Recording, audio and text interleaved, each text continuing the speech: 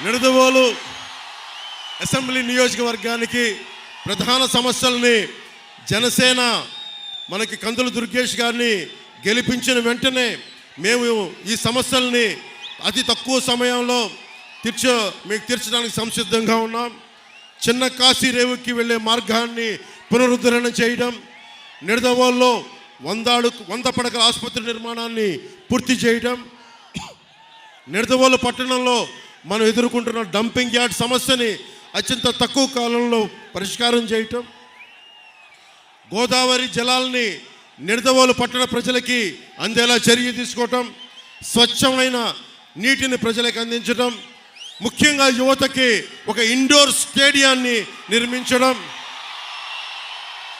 నిడదవోలు సమిశ్రగూడెం మధ్య ఉన్న ఈ పురాతనమైన ఓల్డ్ హ్యావ్లాక్ వంతెన స్థానంలో కొత్త వంతెన్ని నిర్మించడం, కంసాలిపాలెం మాధవరం బ్రిడ్జిని పునరుద్ధరించడం, నిడదవోలు మండలంలో ఆంజనేయపురం సింగవరం గ్రామాల్లో నిర్మించిన టిట్కో ఇళ్ళు మనకి చంద్రబాబు గారు 2014లో ముఖ్యమంత్రిగా కేంద్ర ప్రభుత్వం సహకారంతో టిట్కో ఇళ్ళు నిర్మిస్తే ఈ రోజు వరకు లబ్ధిదారులకు అందించలేదు.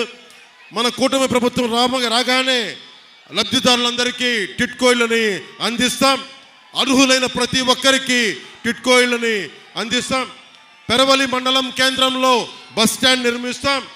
పెరవలి ప్రభుత్వ ఆసుపత్రిలో మన నేషనల్ హైవే 16కి రోడ్డుకి కొంచెం ఇబ్బందిగా ఉంది. అరటి రైతులు ఇతర రైతాంగం ప్రజలు తణుకు వెళ్ళడానికి ఆ కటింగ్ని వెంటనే రాగానే వచ్చే చర్యలు తీసుకుంటాం.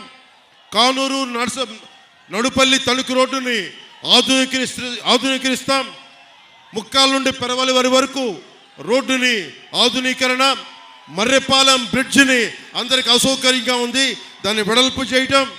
నిడదవోలు అసెంబ్లీ నియోజకవర్గంలో జగన్ పాలనలో రోడ్లు గుంతలమయమైపోయింది.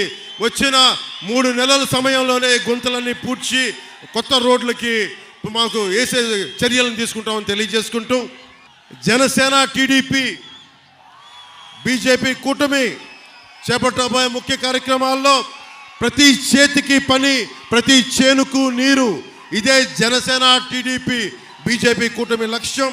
బీసీల భవిష్యత్తుకి గ్యారంటీగా నిలబడతాం.